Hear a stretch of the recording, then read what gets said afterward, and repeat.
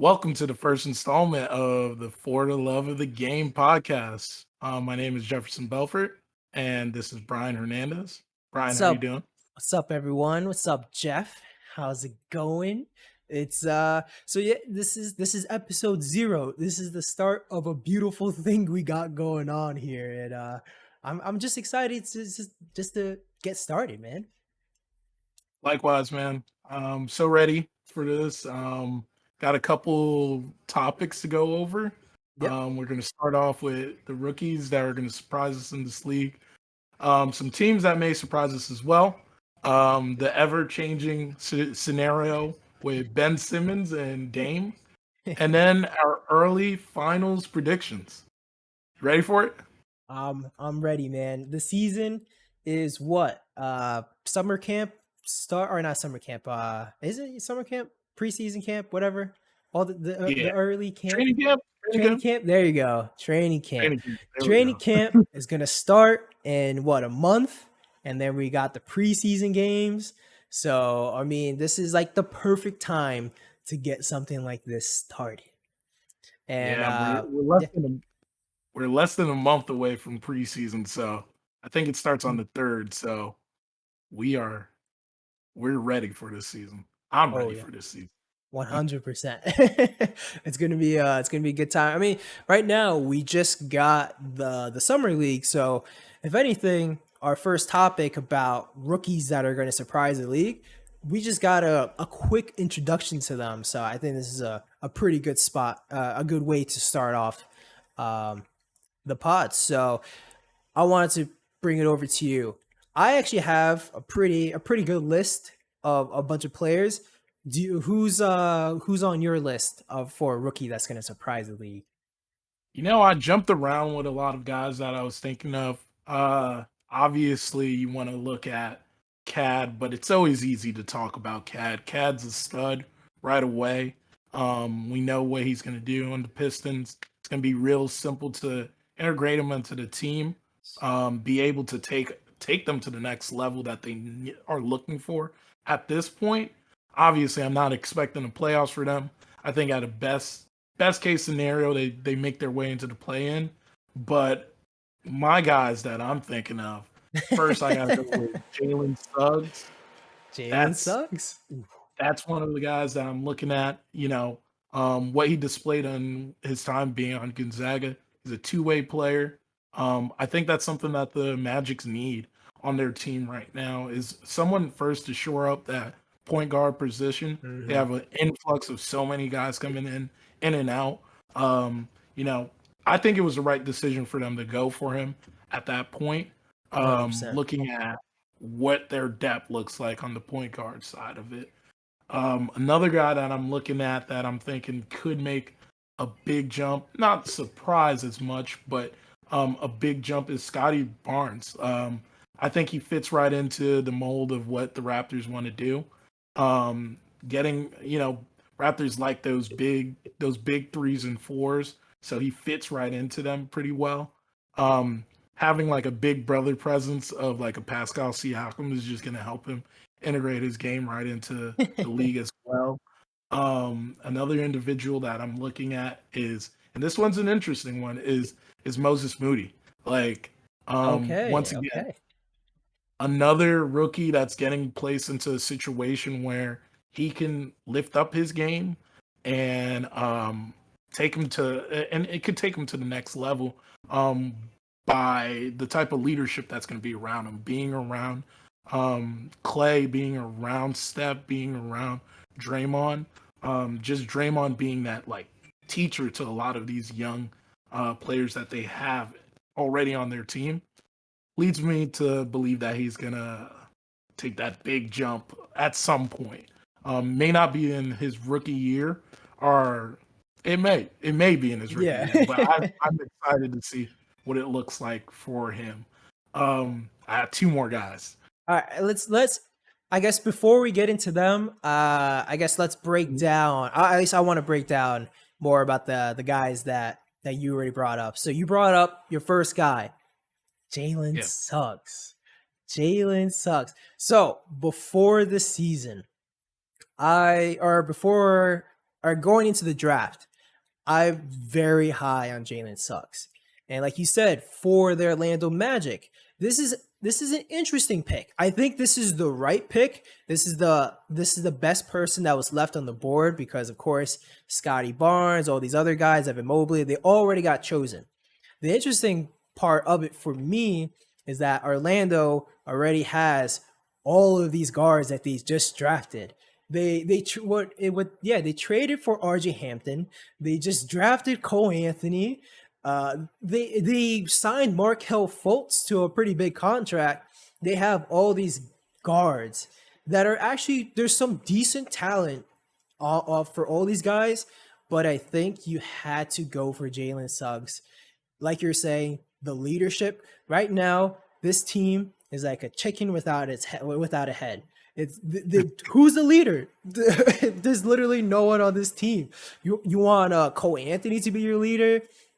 I mean, his interviews are pretty funny, but I don't know if I don't know if he's necessarily the leader type. But going into this draft, at least Jalen Suggs always had that leader tag put onto him because of his history being a quarterback. Like that was the biggest thing going into this draft. Everyone talked about, oh man, this kid, when you're a quarterback, you're running the entire team. You have to lead all these kids with you throughout all your years growing up. That kind of natural leadership that he has there really is going to translate well to the NBA. And I like that point. Great point. I Yeah, agree. yeah. Another thing I would add with the Jalen Suggs, and I don't know how you feel about this comparison. Okay. I'm just seeing after what happened with him this last year, but I see like shades of Kemba from him, and Okay. like being able to lead a team, being able Yeah. to be that guy. I think he walks right in there, and he makes his presence be known that I'm going to be that leader. But it's not. It's easy to say, like you said, the football side of it. Yeah. But he actually went out there and did it, being able to Mm-hmm. lead Gonzaga to somewhere that they haven't even been able to get to in the sense of winning. Yeah. There, I like his game. I love what he's going to bring to the Magics. I think he's going to be a standout player in this draft. I liked what you said about bringing up that he already showed that he's a leader at Gonzaga, because Gonzaga as a school is historically known for having or playing a lot of their older guys, and those older guys are the ones that are leading the program. And Jalen Suggs, as a freshman, one of the biggest leaders on the team, that is gigantic, and I think he's gonna do so well for the Magic. Even though, like I said, they they really don't. They have a logjam. I wonder who's gonna get those minutes. Maybe you might move some of these guys. Maybe you run a 3 guard rotation. I don't know. It should be pretty interesting going there. For for your next guy that you mentioned, Scottie Barnes. So when I first watched Scottie Barnes, when I first watched his tape, his highlights, I was like, I don't see it. I don't know if I like this guy. I'm like, he's a big guy, can't really shoot. They're trying to make him a point guard, but like I just don't. Usually, I don't know. You watch players, you just see like an eye popping moment. I didn't really see like, I didn't see it. But then I watched some more of him. I I've listened to a lot of different podcasts about Scottie Barnes, and just that was probably the biggest thing to me that changed my mentality about Scottie Barnes. Like this is a really young kid, and he was in that Florida program, and over there, I forget exactly, it was like the NBA draft or Locked On Draft NBA Draft podcast for anyone that wants to. I want to give proper credit. I don't know the exactly the guy's name, but on one of their podcasts, there's a guy that was talking, and he was saying his son is actually on the team, and he would say when Scottie Barnes wasn't there, their practices were dog shit. They were terrible. They were like the worst things ever, and they needed him. Like he was their leader, and he was just such a big presence in that locker room and in those practices. Because if you watch this guy play, this guy has the craziest motor. This guy is running 24/7. Pretty much, as you see, like I'm not comparing him to this person, but I'm comparing him to the energy level of Giannis. You see Giannis is always playing at 100%. And it's pretty awesome to see him do that constantly. And you kind of think about it. It's like, so Jeff, do you think LeBron is giving 100% effort, or does it look like he's giving 100% effort on the court all the time? No, that's clear. It's very clear when you see him play. Obviously, he's definitely top of the cream of the crop. Put it Yeah. like that. But I agree. Like with Scottie Barnes, the thing what I love about the pickup for him, it's more of the fit than the where you picked him up at. Yeah. Based off what Toronto's DNA is, it is about defense. Yep. That's why I love the fact that they went after a guy like this. Shooting, I'm sure, and we will get into this later into the podcast. Shooting is not always something that is easy to be taught, but there is just certain players that will at some point increase that, right? That can be taught with Scottie Barnes in my mind. I agree. Just how prolific he is on the defensive side of the game already leads me to believe that he's going to fit in really well with what they're already doing in Toronto. And I would love to see how his maturation goes on in regards to that. Yeah, I like that. So do you think coming into the year, does he start on that team? I don't think he does start. Okay. I think OG still has that 3 spot locked in. Yeah. And you have Pascal coming off the 4. So I don't think he gets the starting job. I think he's going to be a solid 6-man for them. I don't know if they want to downsize him, try to throw him at the 2. I know they still have Gary Trent on the team, so I think he still takes priority of starting as well. And then obviously I don't think they're going to play him at the 1. And Fred got that. So, I don't. So we're talking about where does Scottie Barnes fit on this lineup? And so I was asking you, so you start OG over him? I start OG. Okay. Yeah, it's tough. You draft this guy at number 4 and he's not gonna start for you. Like these are good guys that he's going behind, I guess, but that's tough. Well, I'm saying in the sense of like based off like where Toronto is, like what they're doing and what they in my mind envision how they play. They do like what they see out of OG, what they want out of OG. So he's also has that defensive presence mind so I don't know if he's separated himself that much. And it's early in his career. You can't really assess it until he hits the floor. But I think at the beginning of the season, we can see Scottie coming off the bench, but it could be by mid-season we already see that they've realized he needs to start. I agree. I think that's probably the way that it's either I can see OG sitting on the bench or like you're saying, midway through they're just gonna switch it up and starting Scottie Barnes. So he's definitely very good to he's definitely gonna surprise a lot of people. I'm very high on him now. And then your last guy that you brought up, Moses Moody. I like that. So another guy I actually wasn't very high on coming into this draft, but I think this is the best spot that he could have gone to.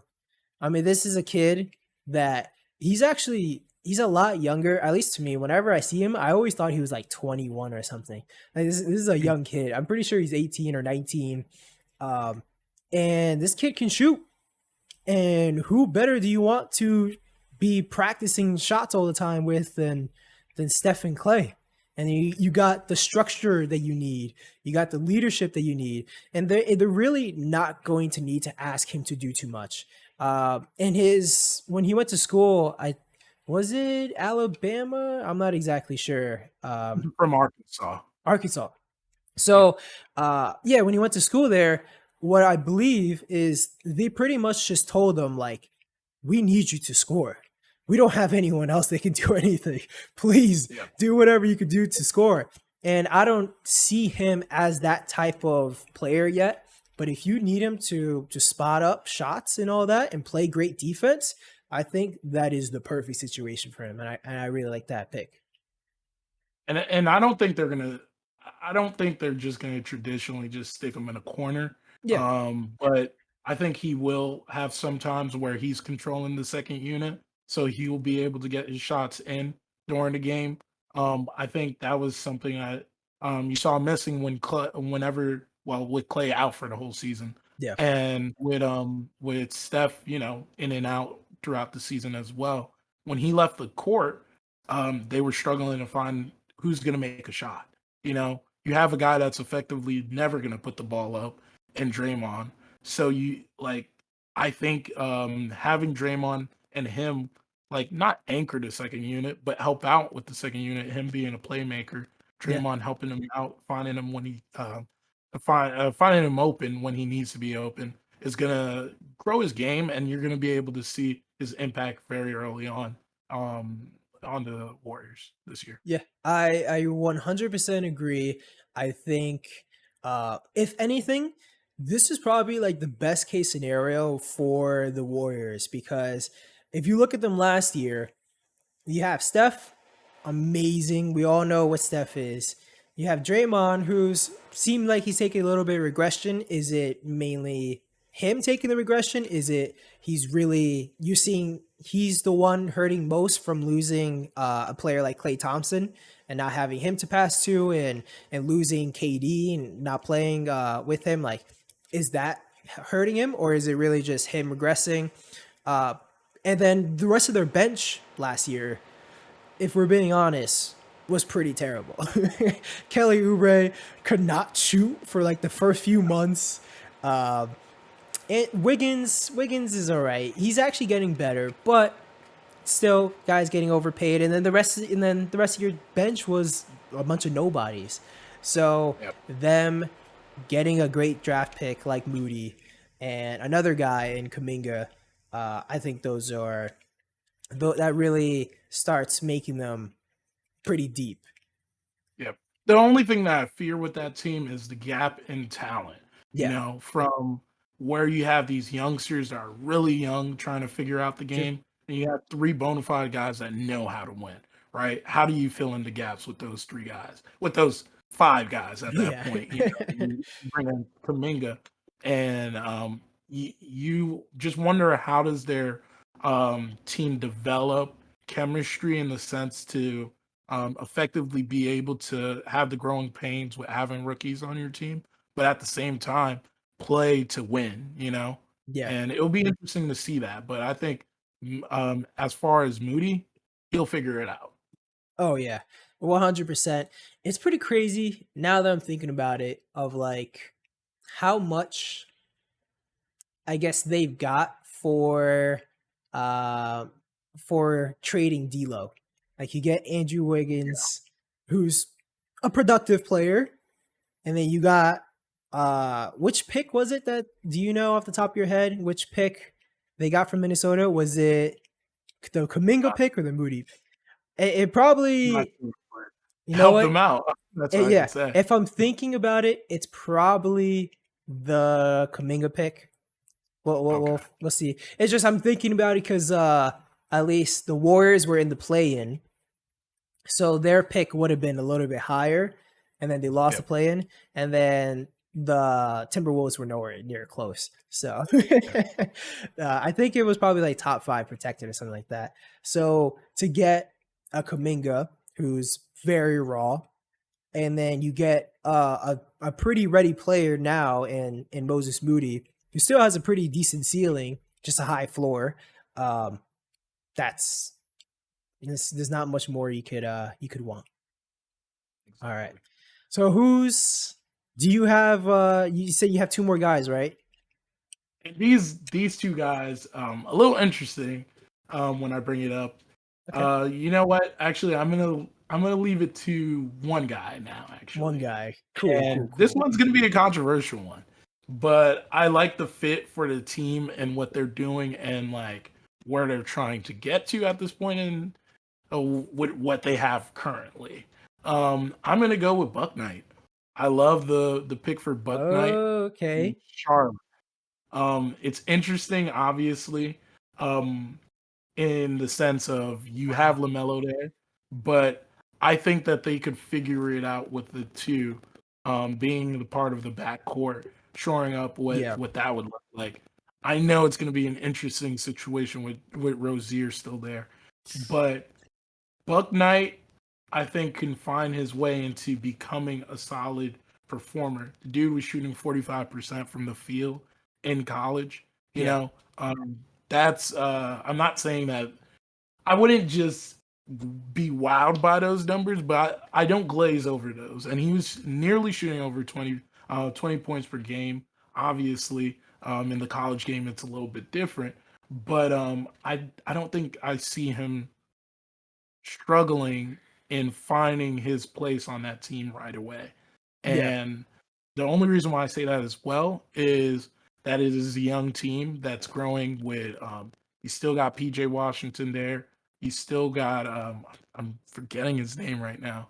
But Which position? they're four. It's their four. There Miles four. Bridges.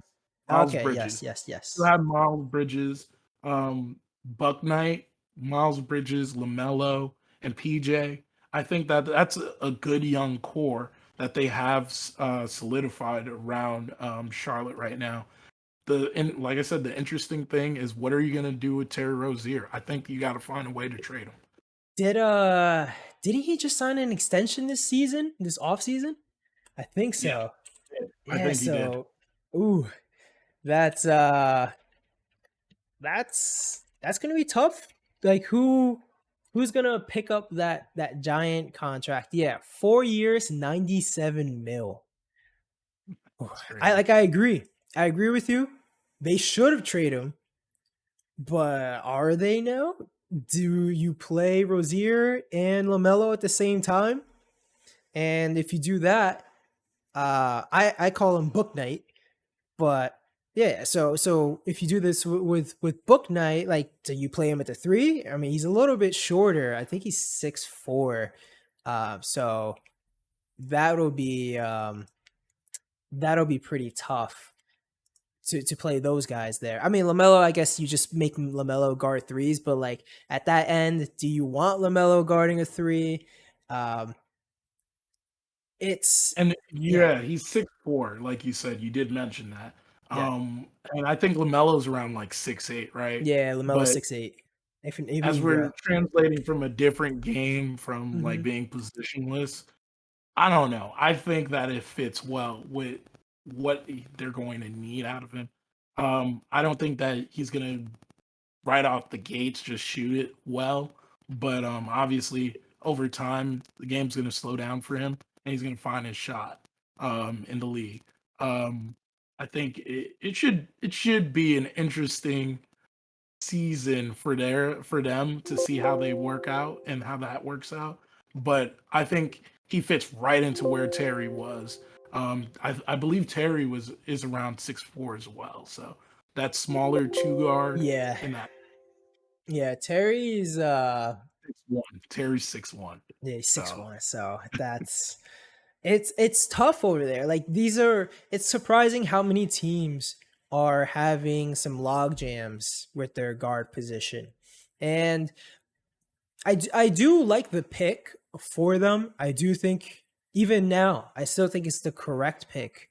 Um it's just like even so I remember from last year with Book Night, mm, he struggled shooting the three. He was 29%, but like you're saying, he shot 52 from the two, but it just it's interesting how he was still picked like pretty high, even though he struggled shooting threes that much, even though like that's one of his specialties. I mean, it's last year was kind of like a crazy year, so a lot of times like people don't look at the numbers too much, but that's definitely that's definitely an interesting pick. I it's pretty funny. A lot of the guys that you mentioned, at least like I mentioned with Scottie Barnes, I was not very high on him at that moment. I when I first saw him. Now, very high on him. Moses Moody, also, I wasn't very high on him myself, but like I love the pick. And then Bouknight, like another guy, I know a lot of people were very high on him.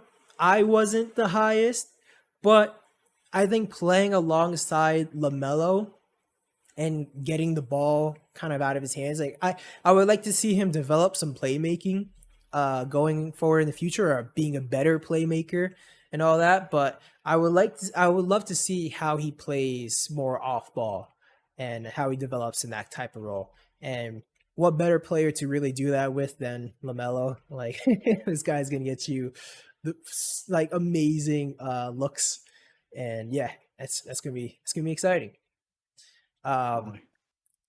Since I mean, so it's pretty funny. I actually was pretty heavy into the draft this year, so like I love talking about this draft class.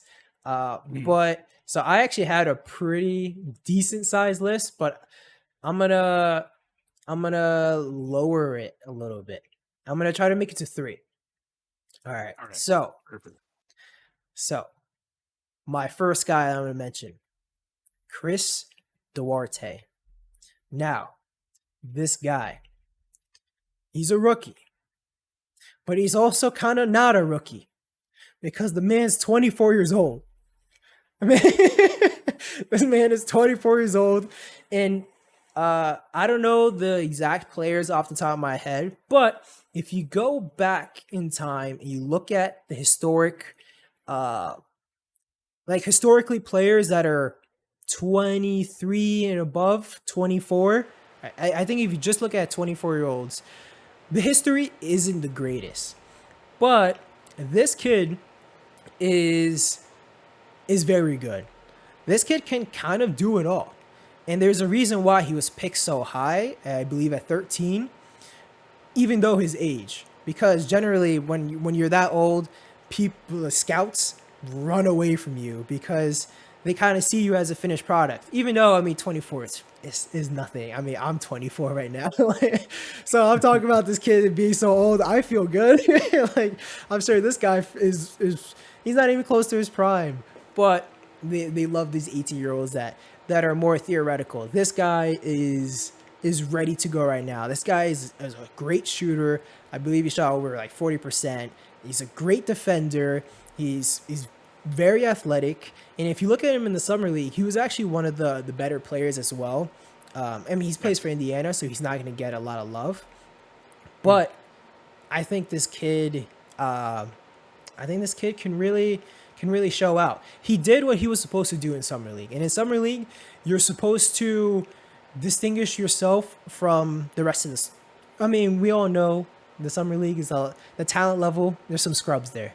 And he showed you he's definitely not a scrub. What do you think about Duarte? I agree with what you're saying. He does have that NBA ready like play to him. Yeah. Much like you said, the log jam effect that's happening throughout the league Yeah. is where I see him having a couple of issues with getting some playing time. But I don't know if they experiment, try to move him. Like I don't even think you could move him to the 4 because I don't know. you can't move him to the 4 right now. 3 is pretty much locked down by Karis LeVert. Do you move him to the 2? And if you move him to the 2, is Brogdon coming up as a 2? No, I think Brogdon Plays the 1, I guess. Like you got TJ Warren. TJ Warren. Yeah. So I don't know. But he does look NBA ready. So I think he could have an instant impact. Once again, another guy I'm going to say is going to make an impact on the second unit right away.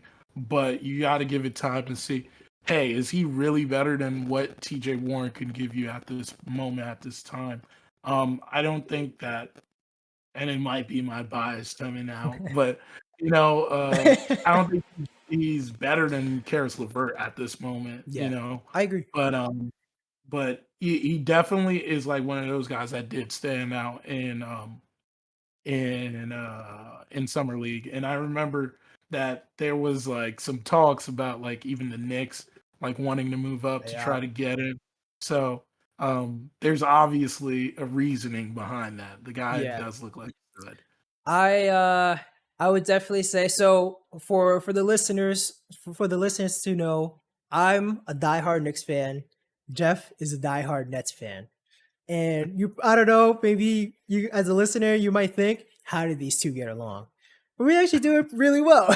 Like I would say, at least for myself, I am a very realistic Knicks fan. I'm not one of those ones that are like, I'm thinking, yo, next year we got a chance for the championship, bro. Like we're gonna do this. Like, no, I'm thinking like 6-7 seed maybe. I'm hoping. And then I don't know if you want to go more into your Nets fandom ship. Oh, definitely. I'm a Nets fan before the Kyrie KD era, man. Like Yep. going back to Jersey, going back to the 1270 season back in 2009. So I definitely had my fair share of pain, just as Brian, and we've been Oh able yeah. to talk about that, Yeah. and give therapy to each other through our tough times. It might be a little bit better for the Nets right now. Oh my But god. granted, Yeah. it's not too far. The Knicks aren't too far behind. But Hey that's man, that. you don't need therapy anymore. I still need some. I'm over here dreaming like, yo, we can get maybe the 5th seed. I don't know. And you're over here like championship. Here we come. No, definitely. As we go more into the podcast, Yeah. as much as growing up, I was not a big fan of the Knicks. I got a new appreciation over time, loving the game a little bit more to see them rather than as rivals, but analyze them really as an NBA team. And I'm liking what they're doing to change up their perspective in the game right now. So Work. we'll definitely get to that Yeah. when it We'll comes up. we'll get more into it. I think it's actually a really nice transition to my next guy because it's your boy. It's your boy Cam Thomas. This Oh, man, he's gonna surprise a lot of people for what? What was he? The 27th pick? Is the he 27th the pick. Yep. 27th pick overall? You don't think a lot of times you get to the later at the draft, you think a lot of these guys, they're either gonna sit on the bench, do nothing, or they might be out of the league in 3 years. We all know Cam Thomas. This man's gonna be in the NBA for a long time. Cam Thomas is gonna get buckets. And that's what this man does. And I've talked to you about this before of like I believe the reason why he fell this much is because Cam Thomas he has a reputation for being a ball hog. Now, Yeah. on his team in college, there's no one else that can score. And what they told him, similar to like Moody, is please score the basketball. We have nobody else on this team that can score. So this kid comes out and he's like, all right, I'm going to score. And that's what he does. And he does exactly what they ask him to do. And now they just call him a ball hog. Yep. And you know what? Yeah, go. I'll add something to that too.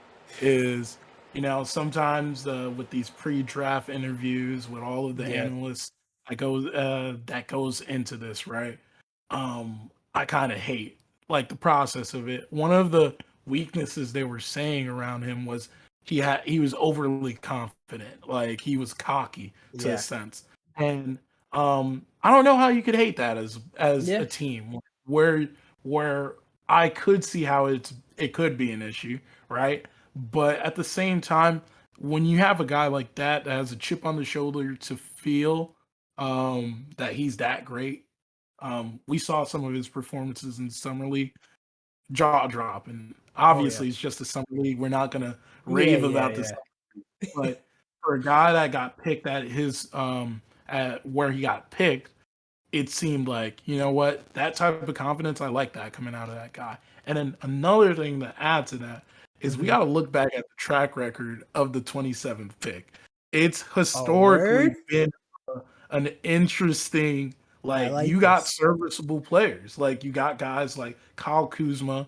Obviously, we'll get to Kyle Kuzma at some point in He's this a good player. podcast. He's He's a for a good player. 27th pick. Look where he's at. Hey, he's a champion. Exactly.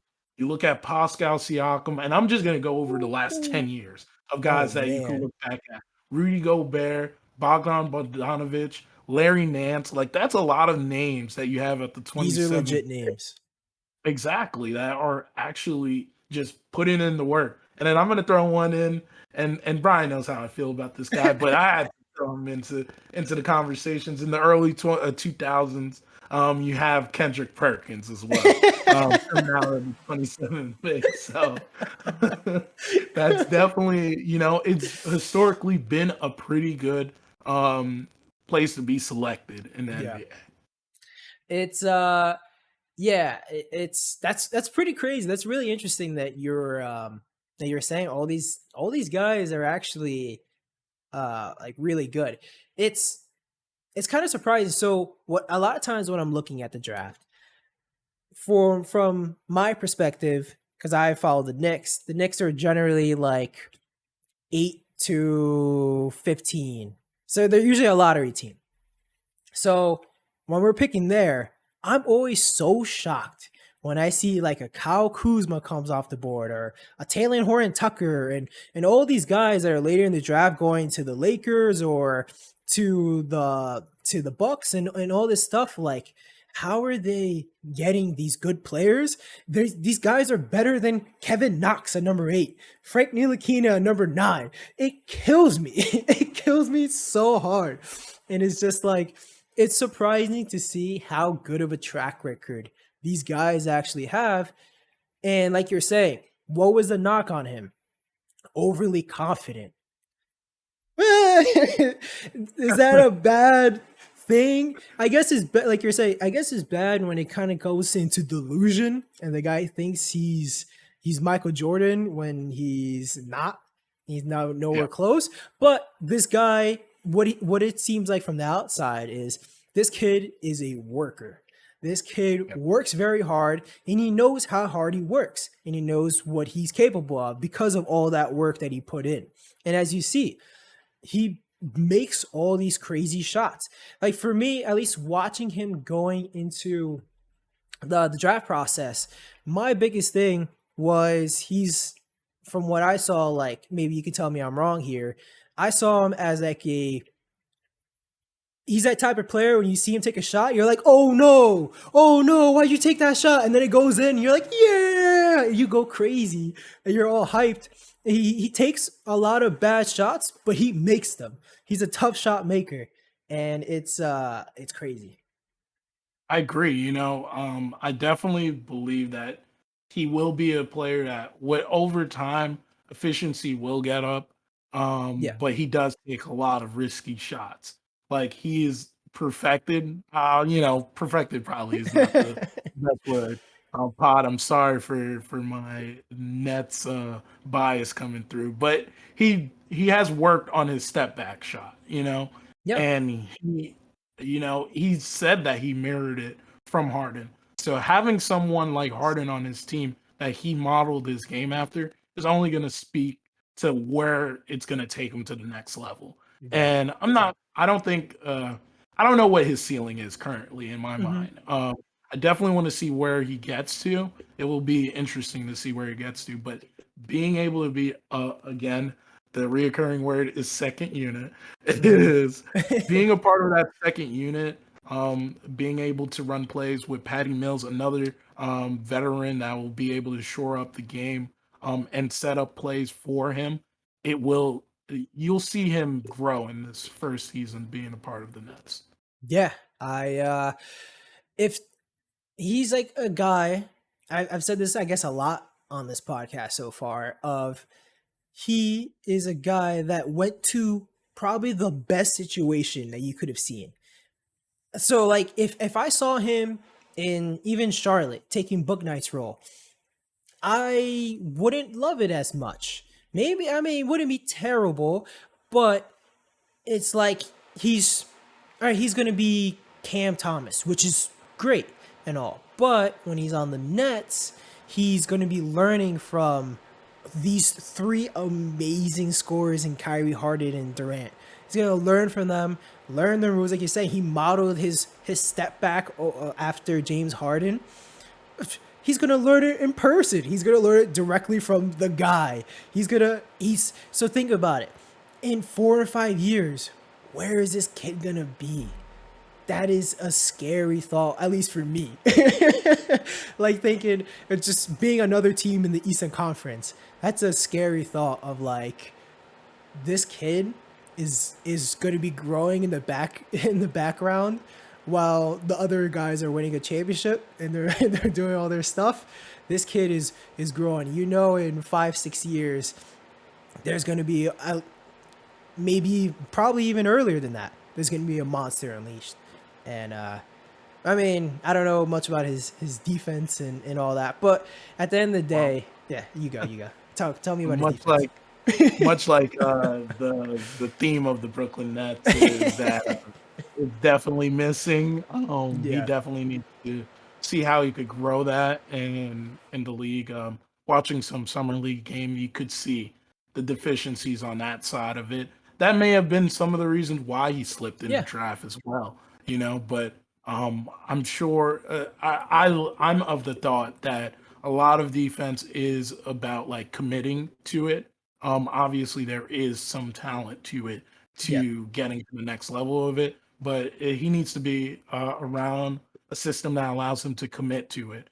And I know Jock Vaughn is actually the one that's heading the defense for the Okay. Nets. Hopefully he gets him to buy into it a little bit more, and then we'll see his game change. And then, like I said, and I don't want to harp on the Nets too much, but with the guys that they brought in this summer with a heavier defensive presence, I could see him buying in because defense is also infectious. So seeing Patty Yeah. Mills play to the level that he needs to play on the defensive side, I don't know how much time James Johnson's going to be able to play during the season, but having guys like that on the team that put defense first is going to help him in his game as well, and it should percolate through the rest of the team. Yeah. I definitely agree. Like you're saying, that was one of his his weak points coming into the draft, the defense. Um, I'm actually a player. I love defense first. I'm not a player, but I love seeing a player playing defense. And from our conversation in the past, one of my favorite players was I love players like Avery Bradley, um, even though he's on the Celtics, Marcus Smart, like guys like that, or even Patrick Beverly. These guys don't have a lot of offense, but just play superb defense. And it's so fun to watch. When I play NBA 2K, I'm the guy who just makes that player that can't shoot, that can't do anything, but all I do is play defense. That's what I love. That's what I love seeing. But over the years, I've come to notice and come to learn defense doesn't matter if you can't score yourself. If you can't score, why even play right now? Because so it's like a situation. I'm being a little extra right now, but in a situation like I would say the Knicks, or even like I was saying, like Avery Bradley. So let's say Avery Bradley. We know he's a great defensive player. He's going to stop his defender. Let's say if he's defending James Harden, he's going to stop James Harden. James Harden is not going to have a 40-point night, but he's not going to stop James Harden 100% of the time. James Harden probably would still have 18, 20 on him instead of his normal 40 or 30. You can stop him, but if I took away 20 points from you and I put up 4, I'm at a deficit. I didn't help the team as much as I as scoring would have. And that's why, like, someone like Cam Thomas, and even just the net system, as you see, it didn't, like last year, it didn't really matter if you guys didn't play great defense because you're still outscoring everybody. You guys would score 150 points if they scored 140. It didn't matter if they scored 140. You guys still won the game. Like, it doesn't really, you need offense. So someone like Cam Thomas, even though he doesn't play the best defense, I think offense, sadly, in my point of view, triumphants over defense. Yeah. You need to have the talent. And that's what it really comes down to. If you have the talent around that, you can mask players like that. That's why a guy like a PJ Tucker could go to the Bucks and honestly change the landscape of if they're going to be a contender and actually be a champion, you know? And you look at what he's going to same situation with him going to Miami. Obviously, it's a to be determined in the sense of what's going to happen with Miami. But I agree. Like I do love having a guy that's defensive first, and that's why I go back Scottie Barnes. Yep. Having a guy like that's defensive first, you could teach him how to get to that point to want to have that want to grow their offensive game. Obviously, it doesn't happen as much as it does happen, and obviously the glaring person we're going to think of is Kawhi, but it can happen. That's the part of it that I would love to see out of Scottie Barnes' game, but back on going back on Cam Thomas, would just love to see how he increases his energy for it. Obviously, like you said, most of his utilization is being placed on offense in that system that he was in LSU.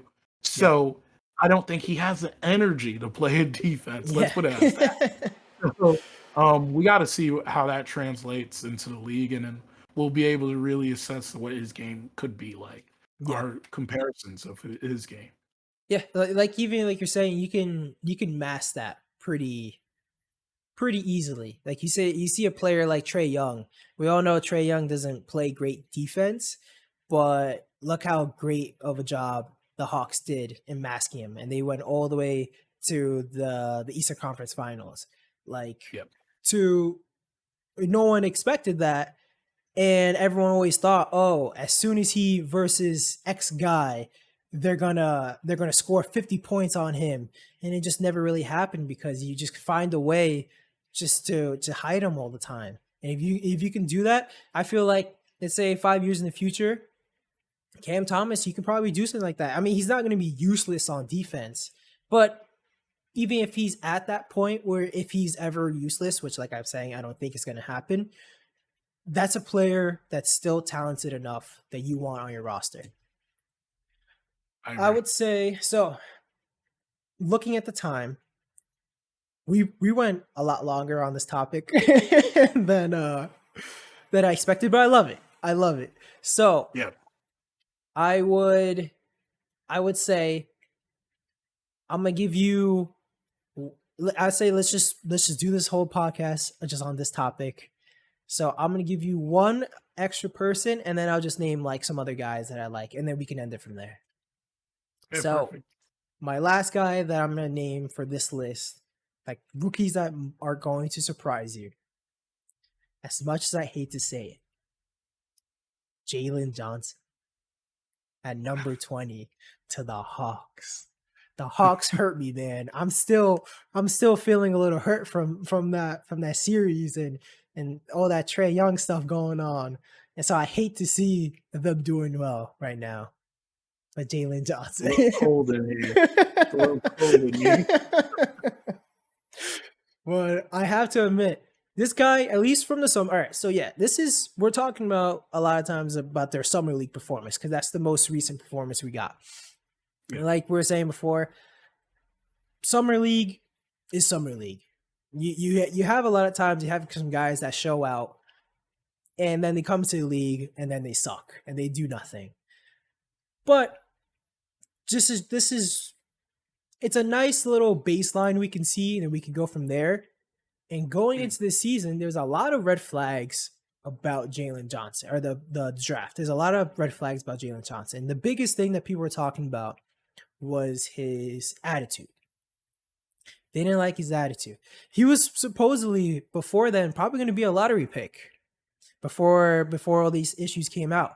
Because I believe he left the Duke team last season, and there's all this stuff happened. He had this big stigma about him, but then he came into the summer league, and this man did well. This man dominated. This man showed that he can be a pretty good player, especially backing up someone like who's the guy that the Hawks just signed at the 4 again that they had? Oh man, I'm blanking. Not DeAndre Hunter, but Collins, John Collins. Oh, okay. Yes, yeah. John Collins, backing up John Collins. Man, this Hawks team is deep. And just adding a good player like Jalen Johnson back there really is going to help them. He averaged 19 points in the summer league, shot 57% from the field, 41% from 3. It was on 3 attempts a game, but still, it's a good number to see. You like to see him taking it and then making some. And 76 from the line. These are good numbers. These are very good numbers. I hate it. Hey, you know what? I will co-sign that one. I do love the pickup for them, and what he did in the summer league definitely did raise eyebrows. There was I saw a couple tweets that were like of the lines of like, oh, he's a steal, or he should have been in the lottery, Yeah. much like you were mentioning. But I will say I'm more high on the fact of what the Hawks are than I am of him because of it. But him being a factor of it is why I'm high on them. Is you look at the team from top to bottom, they are pretty stacked with a youth core that looks like if they could hold it all together, that would be an insane team to look at. You got Trey, you have Kevin Herter, you got John Collins. Bogey is not that bad, I'm not going to say he's great. He got that shot with him that definitely is interesting. Mm-hmm. The other day, I found out that Clint Capella's only 25. Who knew? He's only 25? Yeah. So he has that veteran presence for a young guy, He's been playing being for so around long. Harden. Exactly. Being around winning situation. You look at that team that's around him, it's going to be easy for him to fit in. Even guys like Sharif Cooper, that's also been another guy that's added to that team, all of them are going to feed off of each other. And I think they're in a situation where it's like they're too young to know better, right? Yeah. But at the same time, they have an amazing coach in Nate McMillan to shore everything up. A lot of people forget about what Nate McMillan did for that Portland team that, wind up falling apart literally because they just could not stay healthy. But that was a great team. And that was a young presence that he had to work around with. You think of LaMarcus Aldridge, you think of Greg Oden, rip, but and also Brandon Roy. He had a young core like this one that looks like it's primed to pop off. And I'm honestly, and I know I'm moving away from him, Jalen, but like I said, I love the Jalen pick, but I love the team because of that chose him. And it's much like you said, is the theme. The theme for this is the right person for the right position for the right place, right? So he fits into what they're trying to do. And don't sleep on my boy Cam Reddish. He's gonna come back. I think he's gonna have a good season this year. I think so. Okay. Yeah. I'm interested to see what happens with Cam Reddish. As you see, they have so many guys. I wonder if they do a trade. Why not trade package 2 or 3 of these really solid guys? Try to get yourself a star. I don't know how the salaries and all that works because these are like younger guys on rookie contracts, but maybe there's something out there. I agree because at some point they're going to have to pay up. There's a lot of guys here they're coming to the end of their rookie contracts, and you're not going to give max to everybody on that team. right? And then another thing, and this is a phenomenon that I think is real, is there's obviously small markets and then there's big markets and then Yep. there's the mid markets. And mid markets always have to find a way to stand out because they're not going to get the free agents, right? True. So much like you said, packaging someone to get a Cam possibly. I don't know if Lou Will's still on the team, but I I don't know know either. He might he be. was last year. But I think they should keep Lou Will. I But think in so my too. mind, I think you package, yeah, possibly you package Hunter, you package a few other young pieces, and see what you could get, like to get a more veteran presence because the Yeah. team is really young. But It's I true. love that about them at the same time, you know. Yeah. I think especially like you're saying they're a mid-market team, like it's generally they would be like tough to draw on free agents. I do think though after the playoffs, a lot of players are going to be wanting to play with Trey Young. And you know what's pretty funny? Before this season, there was always talk. Players don't want to play with Trey Young. They think he's a ball hog. Players hated Trey Young. They would make like yeah, I know. Like Trey Young wasn't what he is now. But now everyone's Yeah. seeing how well he's doing within that team and how well they built around him. I think that's great. And I think like this pick of Jalen Johnson could actually help a DeAndre Hunter trade because DeAndre Hunter, very good player. He is getting hurt a lot.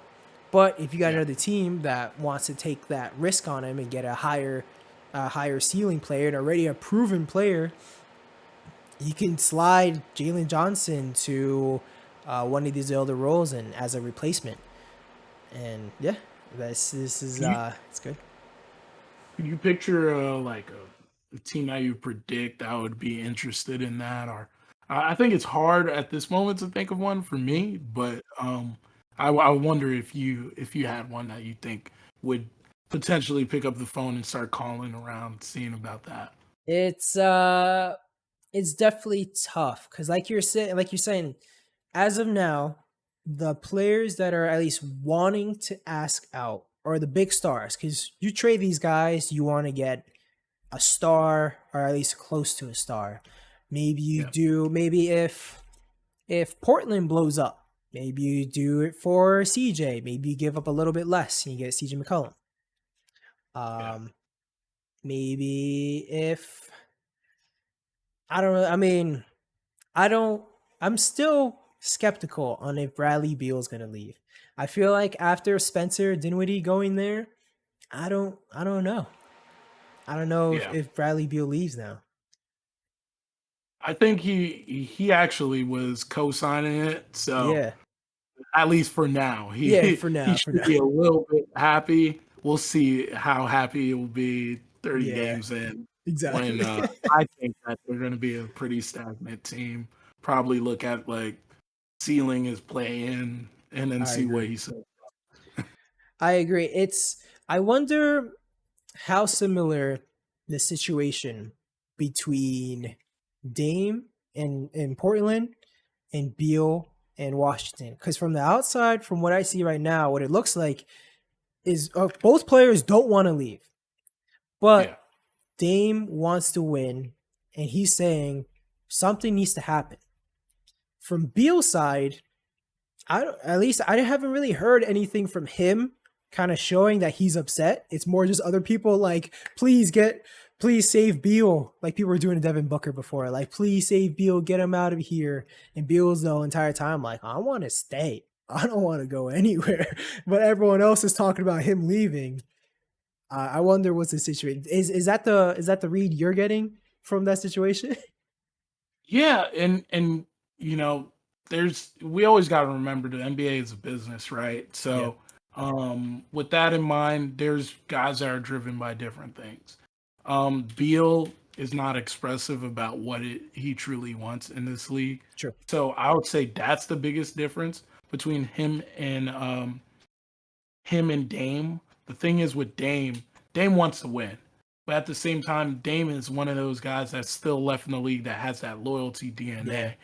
But for how long can you hold on to that, you know? it's true. And I don't think if he leaves Portland today that anyone on that team are their fans should be upset with the thought that he wanted to leave because he gave it his all.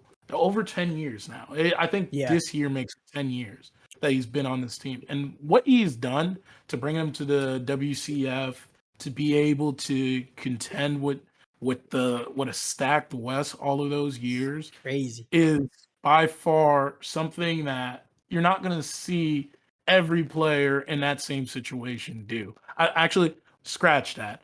There's almost less than 5 players if put in that situation would do what he did. I love the clutch factor that he has, the fact that he just has that drive that's not matched by a lot of other players as well. So I agree. Like they both are in the same situation. It's just difference of Yeah. personalities a little bit and assessing what they really want. So I agree.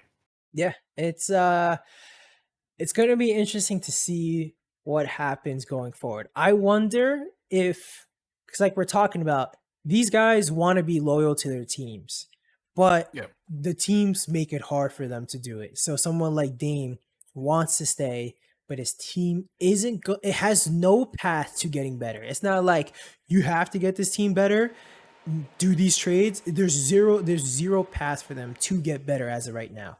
I wonder if Giannis was in that same situation, if he would have stayed in Milwaukee. Like, because they had pieces and they were good and they just needed a little bit more.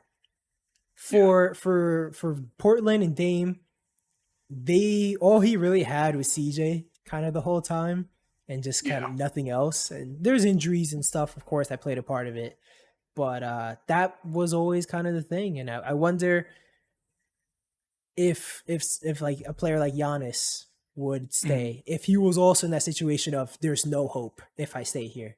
Other than that, I just like to Well, leave. I will say this is as much as the game has become so sleek, so fast, so entertaining on offense, it's always going to be a physically dominating game. And if you got a guy Yeah, that's physically dominant compared to the rest of the league, you're always going to find a way. Like that yeah. person's going to find a way to win. Granted, I am not happy that Giannis won, but you know, with that in mind, he was going to figure it out at some point. The fact that he remained loyal with the team, I I it I'm happy that he decided to stay loyal with the team, but he is in the same like conundrum that Dame was before he won the ring, Yeah, right? But the difference is Dame cannot be physically dominant, right? Like he yeah. cannot take over the game in that same way that Giannis can. So, it'll be easy to throw something else alongside what Hmm. Giannis is doing and get a chip at some point, right? But when you do that with Dame, it's like his game's predicated around finesse. It's predicated around a long ball. That's great, but that doesn't make me just say, you know what? Every time he's pulling up from 40, I'm guarding him from 40. Yeah. You can win a few games like that. You aren't going to win a finals like that. True. Giannis literally was averaging, and I don't know the exact numbers, but it seemed like every game you turn on the TV, Giannis was putting up 40 points, and the guy cannot shoot a three, and the guy cannot shoot a free throw. Yeah. So it just goes to show dominance, physical dominance is still predicated in this game, and it's going to always be glaring, even if the game changes. So um, I would say that's the only difference I see in their two situations, and that's why it's harder to build a team around what Dame is Yeah. and make a run for a championship than what Giannis is. Yeah, I agree. It's it's a situation kind of similar like of I mean, comparing Giannis to the impact of a player like Shaq would have, Yeah. like there's kind of nothing you can do against them, no matter who you put up. Like so, if their matchup, it doesn't really matter who it is. They're just gonna score, and it's just trying to make somebody else score. But like even if he passes, like he just gets it back and he does some crazy move. It's insane.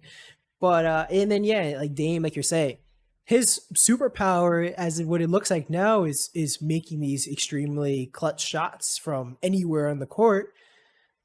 That's just not the same as this guy being able to dunk from the 3-point line. Like Exactly. it's just not the same. Um, I love it. I love it. I'm sure we can talk about this topic more, and we will talk about this topic even deeper. But just to close this out, a rapid fire on some of the other guys I had on the list.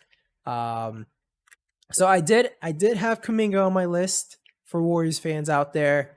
The guy, 17.4 points, 5.6 rebounds for a raw prospect. That's pretty great.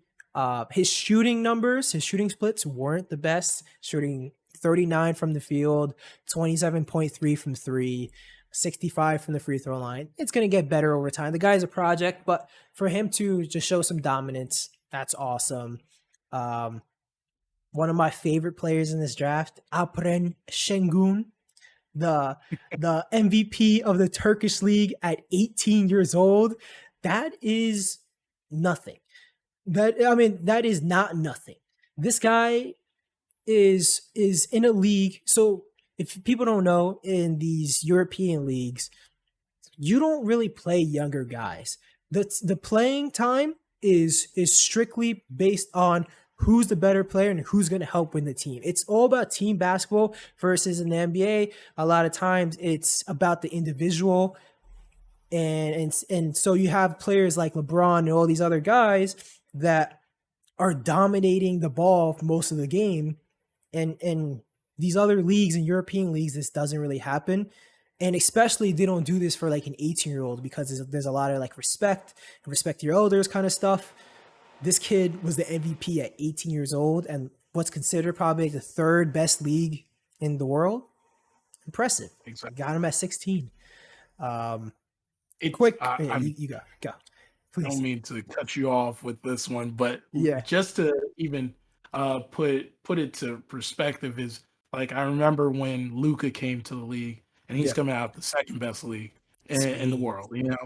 and he was talking about how he thought the game was just going to be easy to score in, and people had issues with that. That's the same thing I see with Shingun, is that if you have that level to play amongst men at Yeah. that point.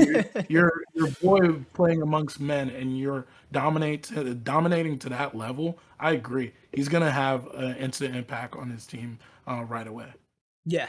It's he's gonna be good. I mean, Houston has a fun draft. He's gonna have a lot of fun in Houston. I threw a player for me in there, Miles McBride of the New York Knicks. This man is, like I talked about earlier, I love defense. This kid is a beast on defense. He surprised me. I knew he was good on defense. He surprised me. Scored. He kind of, this is a 6-game sample he played in, and it shows why, like he shot 50% from three on 6 attempts a game for 6 games in a row. Like this man was just going off, making every shot. Is he going to do that in the NBA? No, but like to see it. A guy that actually didn't play, but I actually have high hopes for him, even though he's a 2nd-round pick. Jared Butler, out of Baylor. This guy should have actually been a 1st-round pick. The only reason why he didn't is because he had a heart condition that almost stopped him from playing in the NBA. I mean, as we see now, LaMarcus Aldridge had a heart condition, and now he's back with the Nets. These guys can play, it seems like, through something like this, but he just fell so far. And for the value at number 40 and the talent that he actually has, I think he's going to surprise a lot of people. I agree. And then the last person, undrafted. Technically a rookie, but not really a rookie. Liangelo Ball. Liangelo Ball. I was kind of surprised by this kid. This kid can shoot. This kid can shoot the ball. This man was making a lot of shots. Can he do a lot of other stuff? Not really.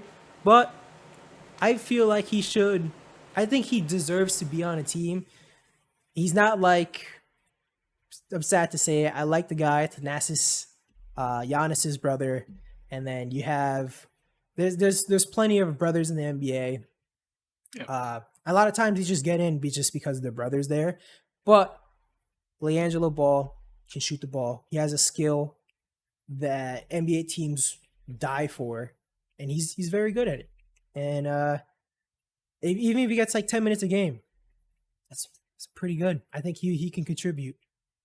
Yep. And you know what? Honestly, there's a lot of politicking that does happen in the NBA as well too. So it's sad to see, like, because of a poor decision that he made when he was even under 21, and not really being held to the same standard as an adult, right? But it's deciding the course of his career. So I do love the fact that Charlotte gave him a shot in summer league. He was doing pretty well on his team. He was averaging around 10 points, 2 rebounds, and a steal, about 2 steals a game in the summer league. So that's serviceable. I think that he could find himself land on a team sometime during the season, and hopefully he's on a team for a while. Yeah, for an undrafted guy, I mean, what more can you really ask for? And at the same time, too, we all know he has the chemistry with his brother. They've played all their lives together, and this guy can survive on the NBA court. And if LaMelo can get him some wide open shots, he's gonna knock him down. So I think for undrafted, he will surprise people. And that's the end of my list. Do you have anything else you want to talk about before we go? All right. So I guess time for one controversial rookie, and then word. we'll end on that. Got it. I love it. And I want to hear your opinion on this pick, because where he was drafted, I know there were some individuals that had issues with it. Where his game is modeled, his size. There's people that have issues with this person being selected, but Josh Giddey going to OKC. Ooh. What's your opinions on Josh Giddey? So, at that pick, at that high, I don't love it. But I actually am kind of decently high on Josh Giddey. I'm warm on Josh Giddey. I think players that can play from other leagues and play against grown men and actually show that they have some talent and they can stand with those older men versus playing in college, you're playing your peers for the most part. As you see, like a lot of times, these older players, the 4-year players in college might go off and on the tournament, like Frank Kaminsky or something, and we see what Frank is now. Someone like I was thinking about Moses Moody. Someone like Josh Giddey. Josh Giddey is kind of similar, in my opinion, to LaMelo Ball. They played in the same league. They have similar numbers, honestly. They're both like triple-double kind of guys. The only difference, in my opinion, is Josh Giddey isn't the 3-point shooter that like LaMelo was back then. And he's not as smooth, but yet the kid is smart. And the kid could pass. And I love a player that can do that. And he's tall. I think the guy's 6'7", 6'8". Yep. I know I've seen some individuals say, I don't remember anyone off the top of my head, but reading through multiple articles and listening to podcasts, size was a problem with picking him. But Yeah, like you said, coming out of Australia, just like it's a good Lamelo, league there's a level of maturity you have to have, and you see yeah, that in Lamelo for from sure. the player he was before he left to go to I think it was some European Lithuania, country he went to, Lithuania, yeah, Lithuania, before he went to Australia. There's a level of maturity you have going to another country and then learn their process, live in that yeah, life, and play a game, right? So being with those adults, I agree. And then um, just the way how in the footage that I've seen of him playing, I do like how he looks a little quirky in how he plays, right? he's a little awkward. But there's guys like you look at like a guy like Karis LeVert. The way how he moves on the court is too unorthodox, but he Yeah. makes it work. So I see Hmm. that happening with Josh Giddey as well too. That's why I think he's another wait and see type of guy. See what it's gonna Yeah. look like. Let his body fill in a little bit more, and then we'll go from there and see how how he could impact the OKC. I so that's the thing with OKC and Josh Giddey. I like Josh Giddey the player, and different than the theme of the show, I actually don't like the fit in OKC. I think it's a terrible fit. Why would you draft a point guard who needs the ball? This is a guy you don't draft him to play off ball. He's not a three-point shooter. This guy isn't athletic. He's not going to cut to the ball. He isn't a great defender. He's not terrible. He's surprisingly athletic at times just because mainly he's tall, but he's you want the ball in his hands, and that's when the magic happens. Why do you draft him when you have Shea on the team? You Well, have Shea's Shea. been Yeah. So I Yeah. don't know if you give the car keys to Josh Giddey, but I know Shay's been shopped.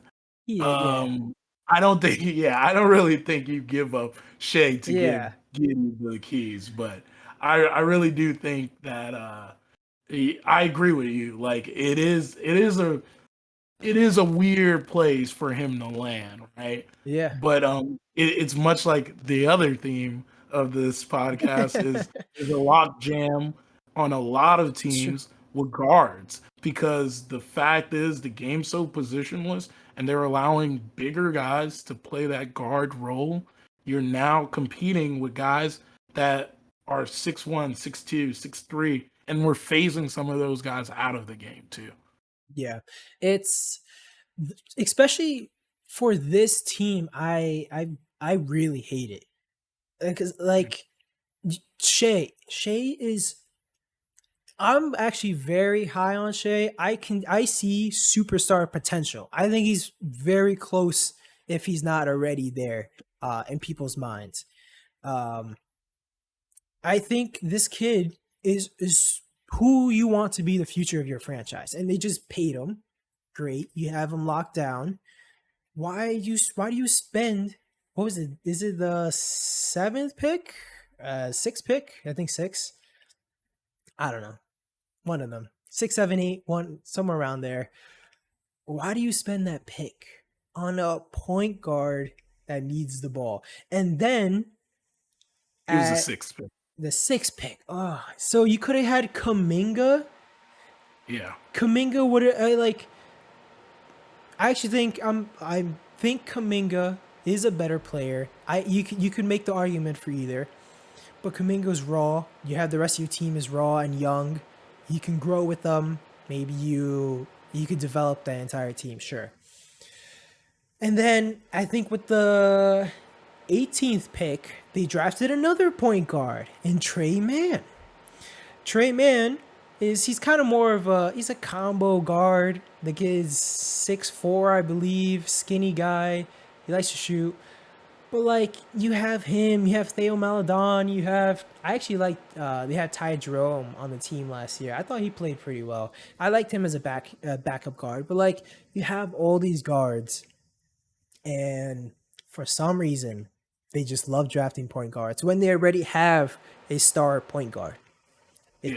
It's mind blowing to me. So yeah, I like that controversy pick you had in there. Because Josh Giddey, the player, I actually like Josh Giddey on OKC.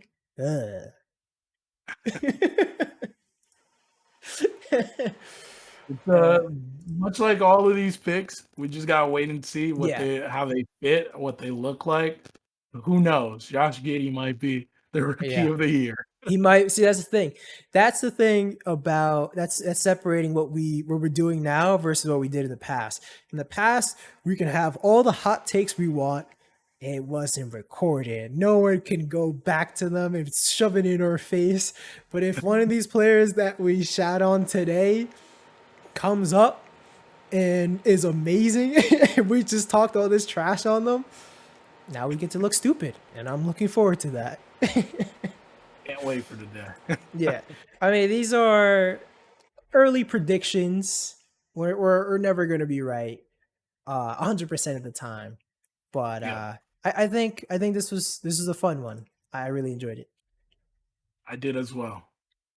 All right, so I guess that's gonna be the end of episode 0 of For the Love of the Game.